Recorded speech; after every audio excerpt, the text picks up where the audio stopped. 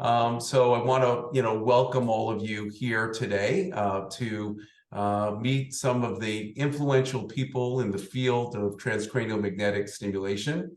I'm Dr. Randy Pardell, and I'm the president of the Foundation for the Advancement of Clinical TMS. And we have one of our board members and his illustrious colleague and daughter. Our board member is Robert Sammons, who often goes by Bob Sammons, and Katie O'Hara, who's with us as well. So we wanted to sort of reach out to you today because one of the initiatives of our foundation is a fund to fund clinical research in the field of psychiatry. And it was named in honor of Bob. And I kind of wanted to pick Bob's brain a little bit about how we came around about this, and we started this fund, and also Katie can chime in as well. But first, I wanted to ask Bob, hey, how did you get into the field of TMS? Randy, that's a really interesting question. Let me give you the quick process.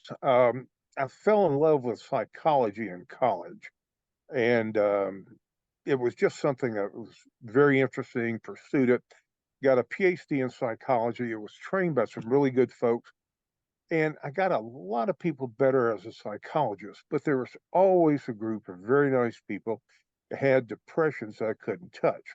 So I decided to go to medical school so I could treat more people.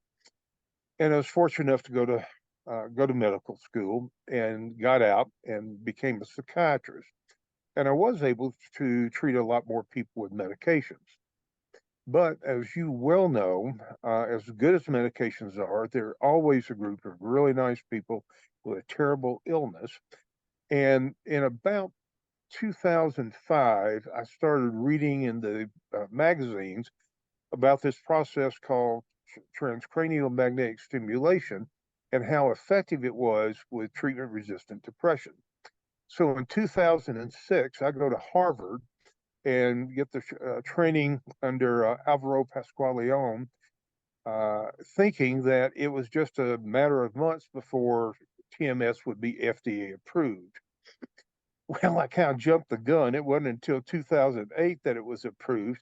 And at that time, insurance company wouldn't pay for it. Now, you're about the only wise, financially astute psychiatrist I know. Most of us are not very good. But even I knew that living in a rural part of Colorado without insurance, trying to pay for a very expensive machine wasn't a good idea.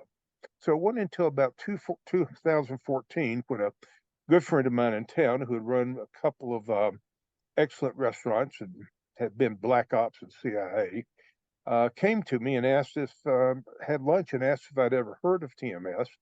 And I smiled and said, well, yeah, I went to Harvard and got trained on it.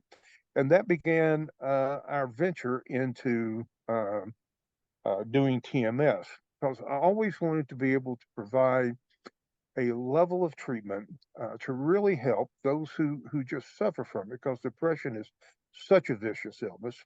And with TMS, I've been able to treat some really difficult depressions and have some really good response to it. So interestingly, how you and I met, Bob, was we were both members of the Clinical TMS Society. How did you get involved with the society? I was looking for more training. I was looking for a way to meet people. I'm located 250 miles from Denver and 250 miles from Salt Lake City. And I was the only one in this 500 mile distance that was doing TMS. So it's kind of lonely out here doing that.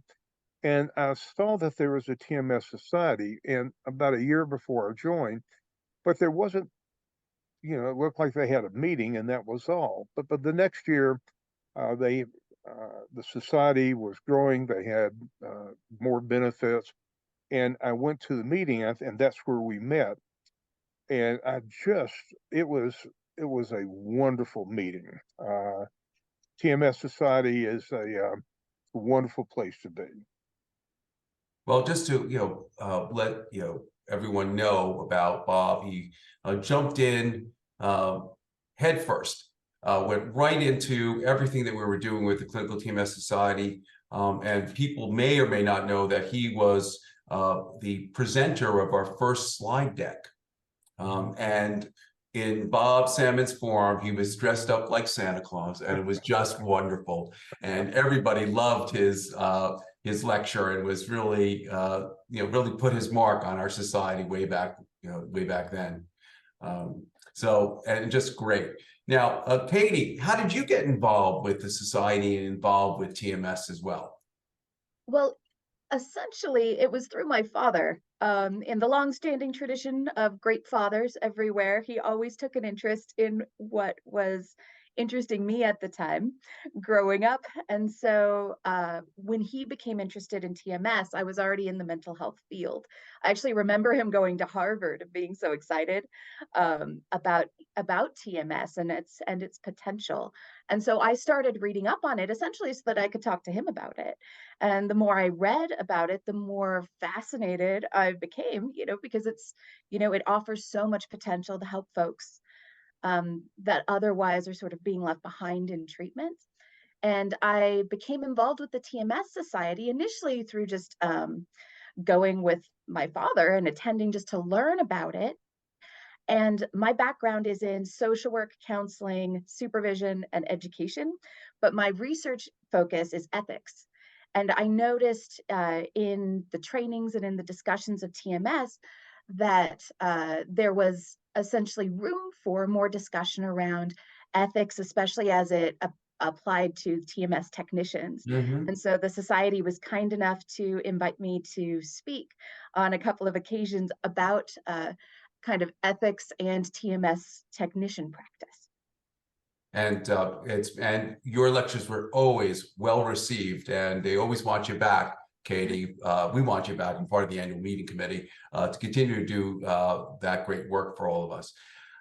So we kind of learned about Bob being involved with the Clinical TMS Society, one of the early adopters, and being part of building a great interstate TMS practice, which I think is quite remarkable. And besides Bob, turning me on to some of the interesting ways that he provides TMS, and he's also, just for everyone's edification, he presented at our grand rounds in August on theta burst stimulation. So Bob keeps on giving back to our field and our society as well. But then, we formed the foundation for the advancement of clinical TMS, and Bob, of course, decided to join in. Why did you join in, Bob, with our foundation? Well, a couple of reasons. First of all, it was going to enhance and facilitate the organization. And I can't say how fortunate we are. Well, you and I and people in there now are basically first generation TMS treaters. And so we have seen some of the early evolution, the development of more chairs, but more importantly, when we get together, we have our memberships are people who are very bright and very concerned about their patients, and they are interested in providing a level of care. And they're so open. When we first met, you were so gracious and so kind to me, and everyone at the meeting was. You could walk up and say hello to Mark George, the uh, father of clinical TMS, Alvaro Pasqualeone, one of the early research, and people would sit, they would talk to you. If you asked them a question, you'd get a straight answer. If you Tony needed, Barker, you got to mention Tony Barker. what? Well, yeah, and then later, Tony. I mean, my word, to be able to go to a meeting where the Louis Pasteur of TMS is there and get to pick his brain is fabulous. And what your our pulses courses does is they bring Tony in, so you get to meet and hang out and ask questions of the guy who started all of this. So there's a camaraderie there. So when you were president, and you were absolutely amazing. And you came up with your goal for the year. You had areas that you recommended people get in. And since you were involved with the foundation and you've always been such a hard worker and such a progressive thinker, I said, that's the group I want to be with, because if we can help other people learn about TMS, help researchers, help our members, that was something I want to be part of, because you were leading it. And you have done nothing but exceeded expectations with the foundation and what we've done. It's just been an excellent experience. But one of the first initiatives that we had was we really wanted to support a fund that would be special for you. And I know that you shared with us that you're going through some health issues, and maybe you could share a little bit about how you're doing, and also about the fund, the Bob Sammons Fund that we've initiated and started. Well, first of all, I'm absolutely humbled that you and others thought well enough of me to do this. I was diagnosed about 7 months ago with acute myeloid leukemia, and originally was told I had 3 or 4 months to live. And so I wanted to make the best of the time I had, and being involved with the foundation and your all's amazing generosity to name a fund after me. I've always been interested in research, but I've never been in a big university and do the kind of research that you're generally able to do. Although my clinic here in Grand Junction was selected one of the national centers for doing the child and adolescent study, and the amount of money it took to do that study was just amazing. And most clinicians don't have that. And, you know, our society crosses all levels of TMS involvement, from research to clinicians, but it's called the Clinical TMS Society. And having a fund that could help young researchers and help those who are not in a major institution, help fund research, even get them the research published in open source magazines, I think would just be a great facilitation of an area for very bright people who are very interested and come up with wonderful research, as we see at our poster sessions every year. Yes, I think one of the wonderful aspects, I mean, Bob, I know you have done posters, I've done posters as well, and to be able to support clinical research is very important. And we like the ideas of young researchers maybe giving seed money, if we can, for $30,000 to $50,000 to help support their pilot research, to help move our the academic field of TMS forward. And if we raise more money, we'll do bigger projects. But certainly one of our goals is that by the annual meeting of 2024 in London, at the Clinical TMS Society annual meeting, we're going to award our first Bob Sammons award, scholarship. We're looking forward for you to be there. And I understand that you're doing well as far as your health. You want to just share with us about that? Oh, I'm absolutely blessed. My father, who was a physician, rarely missed a day of work for being sick, and I was the same way. So, as I tell people, I've outlived my expiration date thus far. I'm on chemotherapy. I identify as Snow White because I take 4 poison apples at night of chemotherapy, and then I get IV infusions every 30 days. And I'm blessed because I've tolerated the treatment.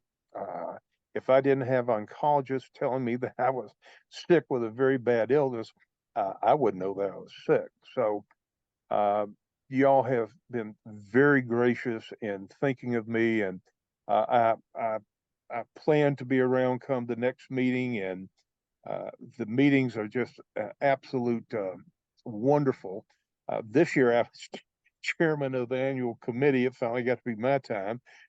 helped get the meeting in Colorado Springs. And then before I identified as Snow White, I was identifying as Moses, because I got people to the promised land, but I couldn't go there myself. My accounts were way too low at that time. It was very critical, but you all have done a wonderful job setting up London for next year. The foundation has some great plans, and this is one of the things that's so exciting. But again, this is all under your leadership. The meetings we have, the places that we plan to have them are just going to be such an attraction for those who are able to go. And I certainly hope that I'm well enough that I can do that. I want to thank you as both president of the foundation, as well as a member of the Clinical TMS Society, for all that you have done to enrich our lives.